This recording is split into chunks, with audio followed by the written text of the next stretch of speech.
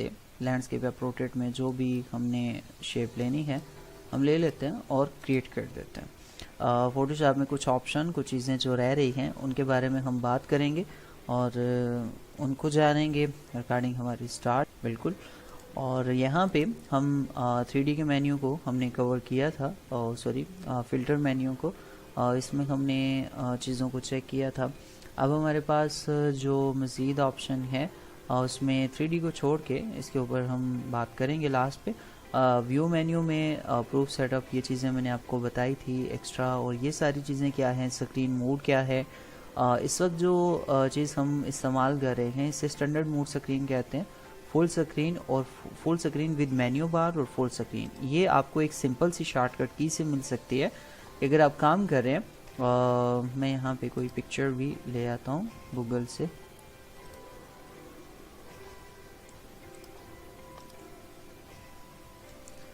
और इसी को मैं यहाँ पे लेकर आ जाता हूँ। अच्छा, ये नहीं आएगी।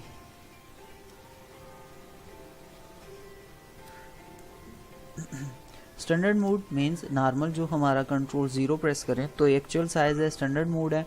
अगर F प्रेस करें अपने कीबोर्ड से तो ये फुल स्क्रीन होती है विद मेन्यू बार होते हैं। मीन्स ये इसके जो जितने भी ऑप्शन है सिर्फ और सिर्फ नीचे वाली बार ख़त्म हो जाती है।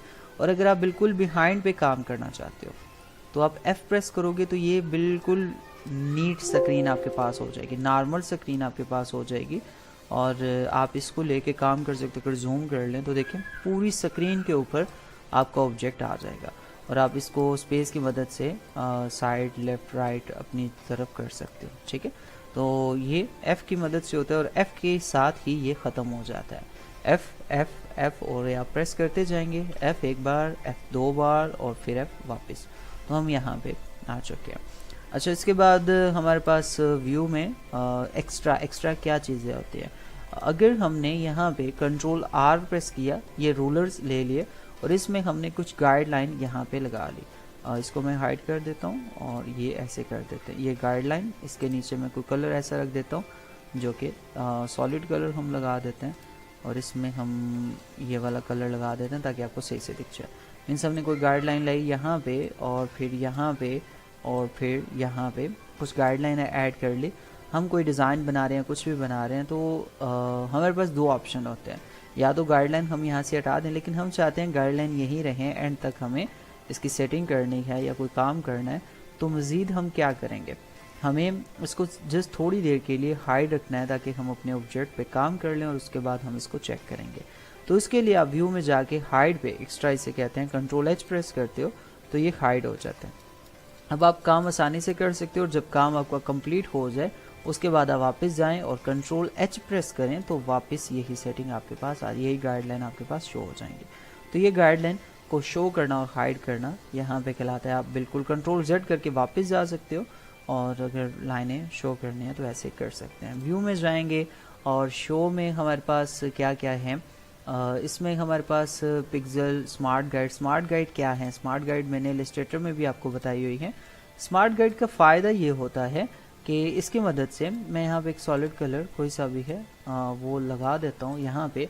तो अगर हमारे पास एक रेक्टेंगल है वो हमने यहाँ पे लगाया और इसमें वाइट कलर है तो बस ठीक है, यही सही है। हमने सिर्फ स्मार्ट गाइड को चेक करना है। तो देखें जब हम इस ऑब्जेक्ट को यहाँ से उठाएंगे R के साथ या डायरेक्टली, जैसे मैं R को दबा देता हूँ और इसको यहाँ से उठाता हूँ तो ये देखें ये हमारे पास जो पिंक सी लाइन आ रही है इसे स्मार्ट गाइड कहा जाता है। तो ये इलस्ट्रेटर में मैंने आपको बताया था, इससे बेहतर तरीके से हम अलाइनमेंट कर सकते हैं।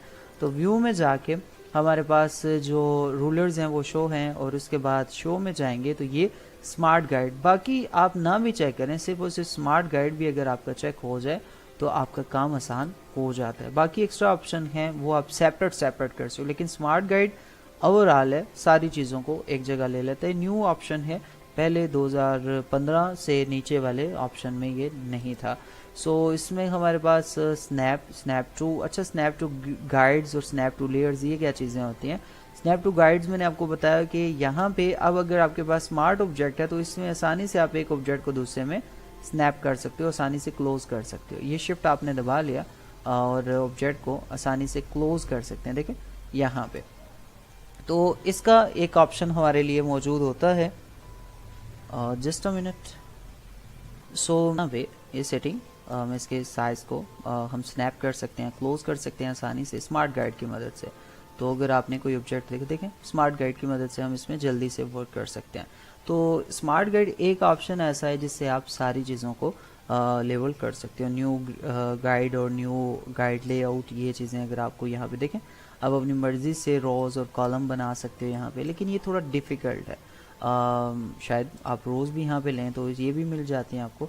अगर आप अपने हिसाब से कोई सेटिंग करना चाहते हो, या प्रीसेट बने हुए हैं कॉलम के 8 कॉलम और 12 कॉलम और 24 कॉलम, तो इस तरीके से ये कुछ बाय डिफ़ॉल्ट भी बड़ी हैं या खुद से भी आप बना सकते हैं। बेहतर यही होता है कि हम जब काम करते हैं तो हम अगर कोई ऑब्जेक्ट लेना हो तो हम इसके साथ यहाँ पे इसको मैच कर लेते हैं गाइडलाइन को। तो गाइडलाइन आसानी से हम यहाँ पे लगा के अपने, ये गाइडलाइन इसलिए होती हैं जब हमें बैलेंस काम करना है और हमें सेशन मिल चुके हैं। अब जैसे एक ऑब्जेक्ट है, इसमें से हमें गाइडलाइन लेके यहाँ अपने लिए टॉप में हमारे पास ऑप्शन है तो उसको ले सकते हैं, वहाँ से हमारे लिए मुश्किल है। जो चीज़ें टफ़ हैं वो बिल्कुल टफ़ ही हैं, उनको वाकई उसमें घुसना नहीं चाहिए। अच्छा, विंडो में आखिरी ऑप्शन हमारे पास विंडो बचता है फ़ोटोशॉप में। और फ़ोटोशॉप हमारे पास हर तरह के पैनल्स और हर तरह की सेटिंग्स जो हम लेते हैं वो फ़ोटोशॉप के इस एरिया से होती है। सबसे पहले आप अगर टॉप में देखें तो आपके पास अरेंज का ऑप्शन है। अरेंज में क्या क्या है? Tile and vertical window, tile and horizontal window. तो ये हम अप्स लगा सकते हैं कि हमारे पास कितनी विंडोज़ हैं और हम कितने पे काम कर रहे हैं। अच्छा, मैं यहाँ पे एक विंडो ये है क्लोज कर देता हूँ, एक ये होगी हमारे पास, और कंट्रोल Z करते हैं, यहाँ पे इसको मैं डिलीट कर देता हूँ इसको भी, और ये एक विंडो मेरे पास आ गई। मैं 2-3 पिक्चर और लेक्चर भी मेरे पास है, मैं इसको भी फोटोशॉप में यहाँ पे ओपन कर लेता हूँ। और एक न्यू डॉक्यूमेंट भी हम ले लेंगे 1000 पिक्सल बाई 1000 पिक्सल का, और इसमें भी हम कलर जो है वो कोई और लगा देते हैं थोड़ी देर के लिए। बस ऐसे हमने 3 ऑब्जेक्ट बना लिए यहाँ पे, 3 या 4 भी बना सकते हैं, मैं चौथा भी यहाँ पे बना देता हूँ। क्रिएट कर लेते हैं न्यू डॉक्यूमेंट, और इसमें हमने कलर कोई और कर देना है, ग्रेडियंट लगा देते हैं। और ग्रेडियंट में हमारे पास ये कोई और ग्रेडियंट ये वाला है तो हम यही दे देंगे। तो जस्ट मैंने और उसके बाद जेपीजी सबसे ज़्यादा फोकस करें, जेपीजी जितनी भी हो उनको एम्बेड कर लें, साइज़ कम हो जाता है, वो इजी रहती है। एक ऑप्शन इसमें ज़्यादा वाला यही चलता है, और अगर ये कर चुके हैं तो उसके बाद मुझे बताइएगा। अच्छा, यहाँ पे हमारे पास विंडो है, विंडो में रेंज में हम देखें तो टिल आल हमारे पास वर्टिकल, तो हम अपनी 4 विंडो सेम टाइम ओपन कर सकते हैं। अगर लेयर पैनल को थोड़ी देर के लिए मैं क्लोज कर देता हूँ, यहाँ कम कर देता हूँ, तो आप देखेंगे मेरे पास चारों विंडो सेम टाइम ओपन है। और हम एक ही टाइम, अगर आपके पास बड़ी एलईडी है और आप बड़े साइज में स्क्रीन आपके पास बड़ी है, लैपटॉप की स्क्रीन नहीं, आपके पास 2 एलसीडी हैं, 3 एलसीडी हैं, तो आप ये डिवाइड कर सकते हो, इस तरह सेपरेट काम कर सकते हो। इसके साथ साथ विंडो में रेंज में जाएं तो हमारे पास हॉरिजॉन्टल ये भी हमारे पास है। हम इस तरीके से भी, ये होता है तब ये वैसे 2 ऑब्जेक्ट के लिए ज़्यादा इजी रहता है, जितनी ज़्यादा स्क्रीन होंगी। अच्छा, इसमें 2 अब हॉरिजॉन्टल, तो अब हमारे पास 2 लेयर आ जाएंगे। मैं वापस यहाँ पे विंडो में जाता हूँ, रेंज में जाके हम नॉर्मल जो सिंपल सा हमारे पास ऑप्शन है ऑल टैब्स नॉर्मल जो है वो कर लेंगे। और इसमें हमारे पास 2 ऑप्शन मौजूद हैं, इसको मैं क्लोज कर देता हूँ, और ये ऑब्जेक्ट मेरे पास है तो इसको भी मैं क्लोज, सिर्फ 2 मैंने यहाँ पे छोड़ दिया। अब दोनों में से विंडो में जाऊँगा, रेंज में पहले हमारे पास 4 काम करते थे, हम 2 अब हॉरिजॉन्टल करेंगे तो 2 ऑब्जेक्ट सेम टाइम हम इन पे काम कर सकते हैं, 2 स्क्रीन यानी 2 ऑब्जेक्ट पे हम काम कर लेंगे। विंडो में जाएंगे, रेंज में मैं अक्सर जब मैचिंग करनी हो कुछ चीज़ तो इस तरीके से विंडो कर लेता हूँ। ये वर्टिकल भी काम करते हैं, लेफ्ट और राइट आप यहाँ पे भी काम कर सकते हो। यहाँ पे मीन्स अगर एक ऑब्जेक्ट, अब मैं जैसे इसको उठा कर लेकर जाता हूँ इस ऑब्जेक्ट में, और ये काफ़ी दूर है तो मैं इसको जूम करता हूँ यहाँ से। अब एक ऑब्जेक्ट के इस एरिया को मैंने जूम कर लिया, और दूसरे पे मैं जूम आउट करके ही काम करता हूँ, मुझे पता लग जाएगा कि इस एरिया में मैं अच्छे से काम कर रहा हूँ, सही से दिख जाता है। एक चीज़ को जूम करके आप उस पर यहाँ पे अलग से काम कर सकते हो। मीन जैसे कि मैं इसमें क्लोन ही ले रहा हूँ, तो क्लोन, अब मुझे पता है कि यार ये एरिया ऐसा है, तो देख मैं यहाँ पे रहा हूँ, अप्लाई मैं इस पर कर लूँगा। इससे क्या होगा कि हमें एरिया आसानी से दिख जाएगा। तो एक चीज़ अच्छी है स्क्रीन, 2 स्क्रीन सेम टाइम रख के आप इस पे काम कर सकते हो। अच्छा विंडो में जाएंगे, अरेंज में जाके हमारे पास 3 अप भी हैं, 4 अप, जितने भी आपके पास ऑब्जेक्ट होंगे वो सारे ऐसे आ जाएंगे। नॉर्मल करने के लिए कंसोलिडेट ऑल टू टैप करेंगे तो हमारे पास नॉर्मल जो इसकी सेटिंग है वो ओपन हो जाएगी। विंडोज़ में हम जाएं तो वर्क स्पेस आ जाता है। वर्क स्पेस डिफ़ॉल्ट जो होती है वो यहाँ पे आपके पास उसके आगे डिफ़ॉल्ट लिखा होता है। अच्छा, इसमें कुछ ऑप्शन आपको मिलते हैं, 3D work space, graphics and web, motion और पेंटिंग है, फोटोग्राफी। अच्छा, मोशन हम क्या, ये चीज़ें क्या होती हैं, ये वर्क स्पेस की सेटिंग होती है। मीन्स अब जब हम वो बाय डिफ़ॉल्ट पे काम करें तो फोटोशॉप के सारे टूल, सारी चीज़ें सामने हैं, लेकिन ये कुछ बाय डिफ़ॉल्ट वर्क स्पेस इन्होंने बनाई होती हैं कि अगर आप 3D पे ज़्यादा काम करते हैं तो अब जो आपकी फोटोशॉप की लुक है वो 3D में आ जाएगी, मीन्स प्रॉपर्टी आ जाएगी और 3D पैनल है। क्यों? क्योंकि 3D में ज़रूरत ही यही पड़ते हैं। और फिर अगर विंडो में जाएं वर्क स्पेस, आप चाह रहे हो यार मैं ग्राफिक्स एंड वेब के लिए काम करता हूँ, तो वेब के लिए आपकी पोजीशन अलग, मींस उसमें क्या होता है, टेक्स्ट बेस ज़्यादा चीज़ें काम करती हैं, उसमें प्रॉपर्टी पैनल और लाइब्रेरी भी ज़्यादा काम करती हैं, लेयर्स वगैरह ये सारी चीज़ें इसमें होती है, बाकी टूल्स वगैरह नॉर्मल ही होते हैं। अच्छा, इसमें विंडो में जाएं तो वर्क स्पेस में हम चाहते हैं कि अब मोशन ग्राफिक्स, ये मोशन ग्राफिक्स होते हैं जो वीडियो में अक्सर आप देख रहे होते हैं, ऐसी चीज़ आई हिल के आगे निकल गई, मतलब ऐसे जो हम एनिमेटेड चेक करते हैं वो भी एक मोशन में ही आता है। मोशन ग्राफिक्स भी वेब बैनर्स वगैरह जो हम बनाते हैं वो हम, लेकिन ये टॉपिक अलग है हमारा, फोटोशॉप में लाजमी नहीं की चीज़। इंशाल्लाह इस बैच में नेक्स्ट बैच हमारा जैसे स्टार्ट होता है तो उसके शायद नेक्स्ट मंथ में हम आफ्टर इफेक्ट का कोर्स भी लॉन्च कर रहा हूँ मैं। इंशाल्लाह मुझे उम्मीद है कि वो भी मैं बेहतर तरीके से आप तक उसकी सर्विस पहुँचा सकूँगा, ये भी एक गुड न्यूज़ है। देखते हैं अब कब मैं उसको स्टार्ट करता हूँ, बस टाइम थोड़ा सा जैसे ही मिले तो आफ्टर इफेक्ट भी हम स्टार्ट करेंगे ताकि ये ग्राफिक्स का पूरा कम्बिनेशन जो है वो आपको मिल सके। आफ्टर इफेक्ट में हम मोशन ग्राफिक्स और एनिमेशन जो चीज़ें होती हैं वो, तो विंडो में अगर चले जाएं तो वर्क स्पेस में अब पेंटिंग और फोटोग्राफी में टोटल आप पिक्चरें वगैरह जो लाते हो उसके लिए लेवर्स और ये सारी चीज़ें यहाँ पे पड़ी होती हैं। तो ये क्या होता है कि कुछ टूल जो इस तरह में ज़्यादा काम आते हैं वो यहाँ पे फ्रंट पे आ जाते हैं। तो आप नॉर्मल फर्स्ट लें, इसमें हम ग्राफिक्स के ऊपर काम करते हैं तो यही हमारे लिए इस वक्त बेहतर है। अच्छा, विंडो में फाइंड एक्सटेंशन एक्सचेंज, अगर आपने कोई एक्सटेंशन लगानी है, क्योंकि हम नहीं लगा सकते इसके, हमारे पास एक्सटेंशंस वगैरह हम क्यों नहीं लगा सकते, क्योंकि हमारा पेड नहीं है फोटोशॉप, हम क्रैक वर्जन यूज़ करते हैं जिसकी वजह से हमें प्रॉब्लम होती है। अच्छा, अब इसके बाद आपके पास टोटल पैनल आ जाता है। पैनल मीन्स ये क्या है, लेयर, ये पैनल है। तो अगर मैं इसको हटाता हूँ, क्लोज ख़त्म कर देता हूँ, ये टूल पैनल है, इसको भी मैं ख़त्म कर देता हूँ और यहाँ पे हमारे पास ये टोटल देखें और हमारे पास यहाँ पे 3D और action, adjustment, brush setting, brush channels, character styles, clones और कलर्स, हर तरह के पैनल जो यहाँ पे मौजूद है। तो सबसे पहले हम लेयर पैनल लें, तो लेयर पैनल आ गया, इसको उठाएंगे और यहाँ पे हम ले लेंगे। अच्छा, लेयर पैनल में हमें पाथ नहीं चाहिए तो हम पाथ को उठा के अलग करेंगे, क्लोज कर देंगे, ये नहीं चाहिए। चैनल्स नहीं चाहिए तो अलग करेंगे, क्लोज कर देंगे। तो देखें बड़ी आसानी से हमें ये चीज़ें यहाँ पे क्लियर हो जाती हैं एडजस्टमेंट में। अब देखें ब्रश आपको चाहिए, ब्रश सेटिंग चाहिए तो वो आपको यहाँ पे उसका पैनल मिल जाता है, ये सेटिंग आपको। अच्छा, इसके ऊपर भी एक क्लास मैंने बनानी है कि ब्रश की सेटिंग कैसे करते हैं। ब्रश को बनाना तो हमने सीख लिया था, मे भी आज की क्लास में टाइम मिले तो इसके ऊपर बात करेंगे। और विंडो में अगर जाएँ तो हमारे पास मज़ीद चैनल्स हैं। अच्छा, चैनल्स क्या काम करते हैं ये भी मैं आपको बताऊंगा, ये किस लिए होते हैं, क्यों ज़रूरी हैं। अच्छा, विंडो में हमारे पास क्लोन सोर्स, कैरेक्टर स्टाइल्स जो होते हैं, अगर आपने कोई ऑब्जेक्ट बनाना हो, पैराग्राफ, ये सारे टेक्स्ट के लिए इस्तेमाल किए जाते हैं।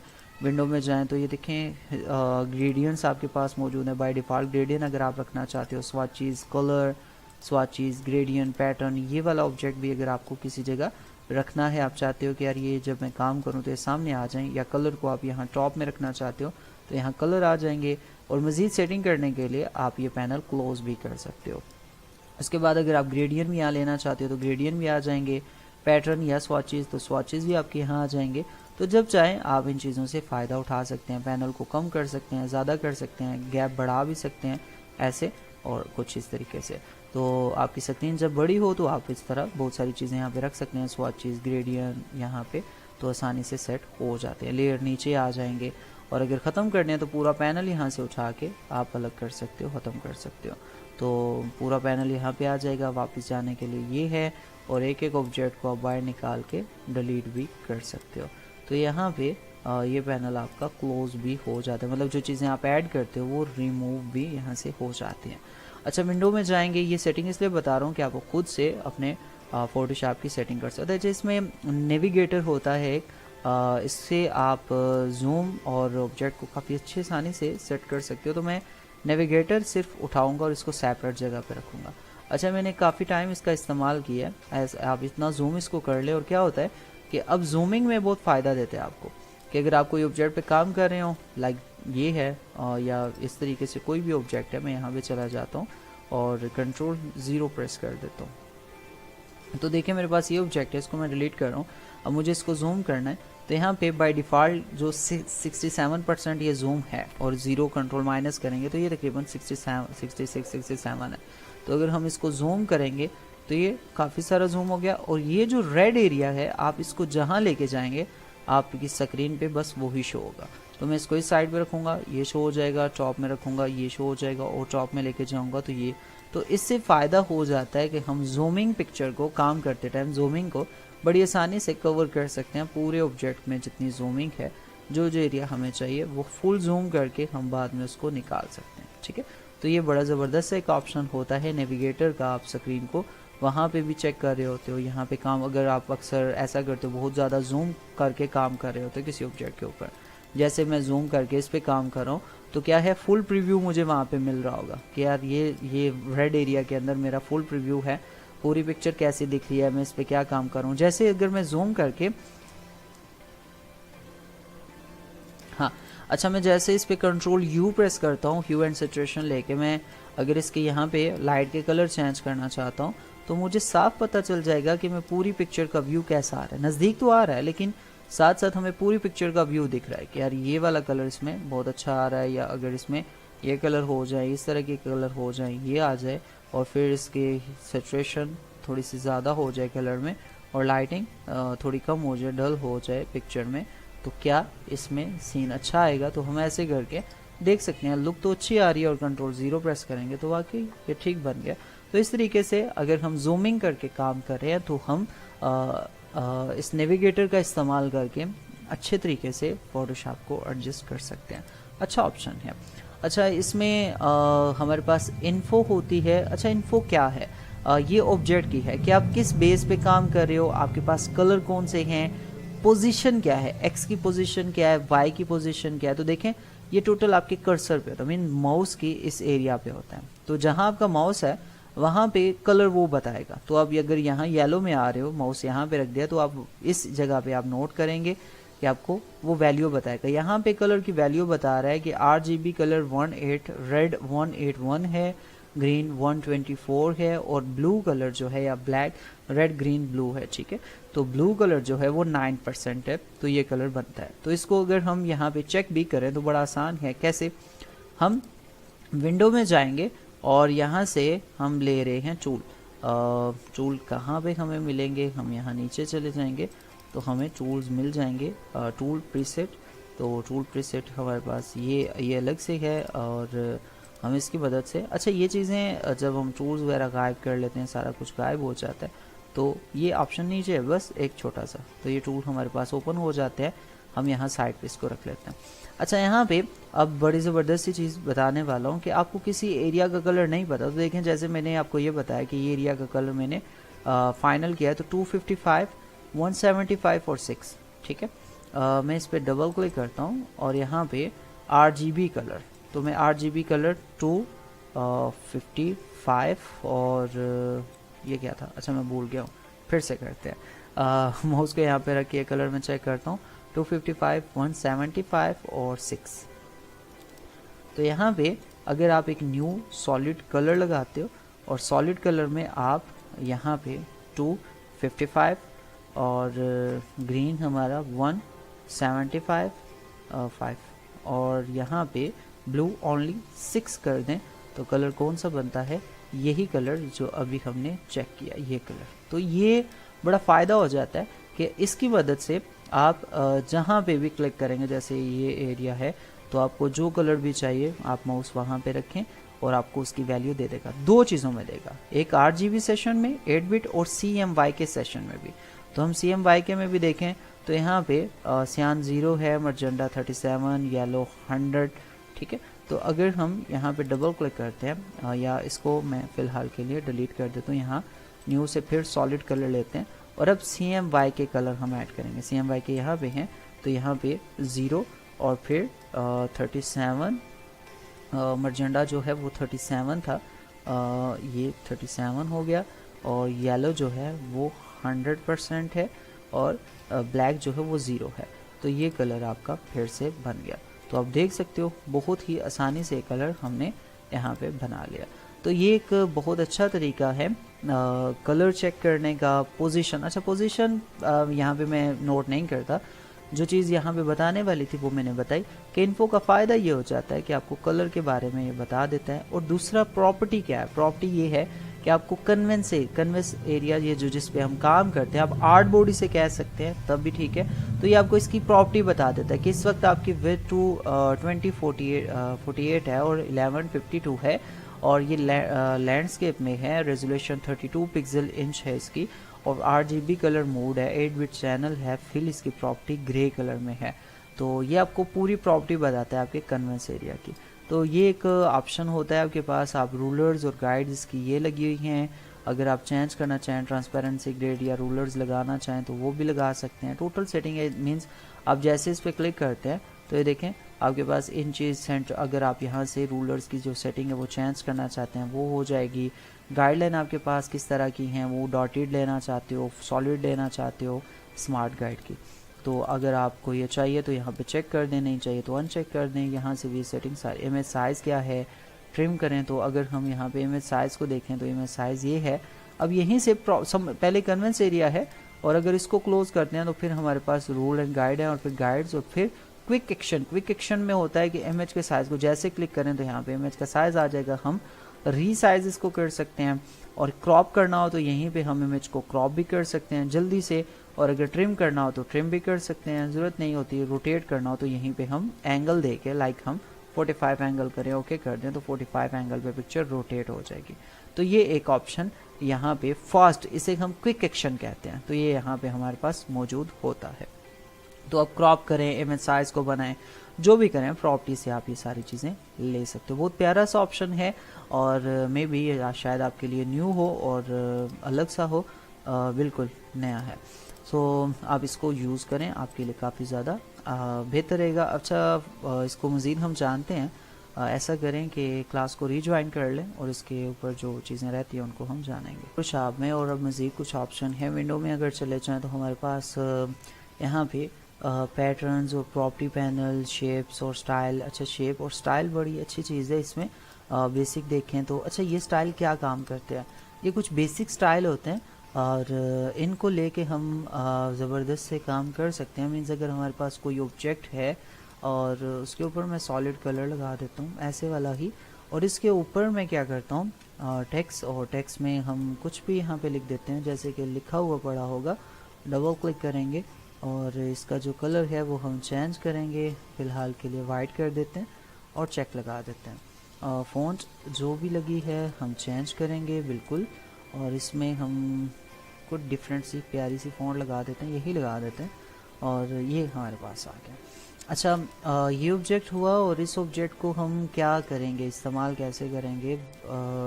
यहाँ पे आप देखिए बेसिक है और बेसिक से हम नेचुरल में चलें तो हमारे पास बहुत प्यारे प्यारे से इफ़ेक्ट इसमें आते हैं। और अगर ये देखें बहुत ज़बरदस्त सा, जूम कर लें आप, यहाँ पे ये कलर आप लगा दें। अच्छा नीचे वाला कलर मैं ज़रा हाइड कर देता हूँ, ये भी हाइड कर देता हूँ, सॉलिड भी हम इसको रखते हैं तो ये देखें इफ़ेक्ट आपके।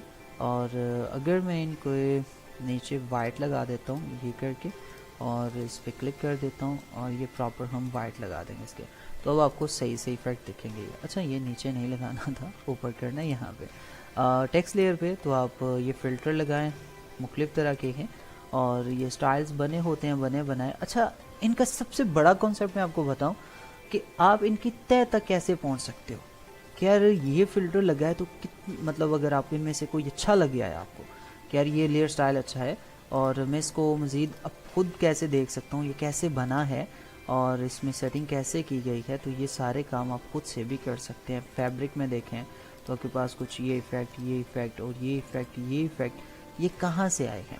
अच्छा, इनमें ये देखें ये सबसे डिसेंट सा मुझे अलग सा लग रहा है, तो हम अगर यही इफ़ेक्ट जानना चाहें इसकी हिस्ट्री में कि ये कैसे बना है, तो हम इसको भी स्टाइल को क्लोज़ कर देंगे। हमारा काम हो गया, हमने इसको लगा दिया। अब हम यहाँ पे इस ऑब्जेक्ट में डबल क्लिक करने चले जाएंगे। तो जैसे डबल क्लिक करेंगे तो हमें यहाँ पे स्टाइल में जो जो चीज़ें इस्तेमाल हुई होंगी वो शो हो जाएंगी। इसमें क्या हुआ है जी, बेवल एंड एम्बोज में यहाँ पे इनर बेवल इसमें लगा हुआ है और इसमें डेप्थ यहाँ पे इन्होंने रखी है। आप यहाँ से चेक कर सकते हो कि क्या क्या काम इसमें हुआ है। तो इन्होंने डेप्थ 30 पे रखी है। अगर हम ज़्यादा करें तो ज़्यादा भी कर सकते हैं, ख़त्म करें तो ख़त्म भी कर सकते हैं। और यहाँ पे हम ये छोड़ देते हैं 30 या जितना भी यहाँ पे मौजूद है। अप एंड डाउन अगर चेंज करना चाहें कर सकते हैं।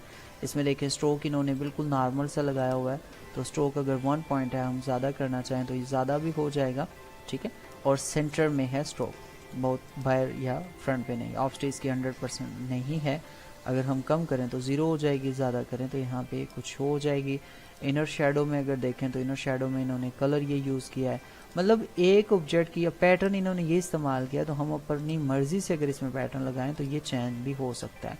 मतलब हम अपनी मर्ज़ी का कोई पैटर्न इसमें इस्तेमाल कर सकते हैं, मीन्स वाटर वेव या कोई, तो ये चीज़ें कोई नामुमकिन नहीं है। अब ये कलर लगा के हमने इसको और ज़्यादा अच्छा बना लिया अपने लिए, तो हम ऐसा काम कर सकते हैं। तो क्या है कि इस तरह की चीज़ों से हमें जज हो जाता है कि यार इसमें क्या क्या टूल को कितनी कितनी वैल्यू में इस्तेमाल हुए।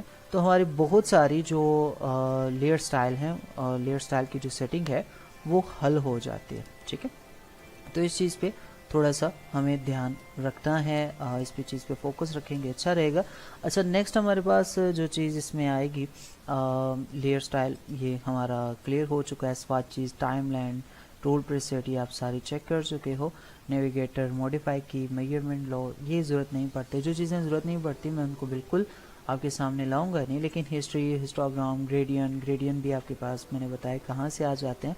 एडजस्टमेंट में आपके पास ये चीज़ें कैसे आती हैं, कुछ ऑप्शन वाइज हैं। ब्राइटनेस, कंट्रास्ट, लेवल्स और कर्व्स, उसके बाद एक्सप्लोजन, वर्बनेस, ह्यू एंड सैचुरेशन, तो ये सारे ऑप्शन वाइज हैं।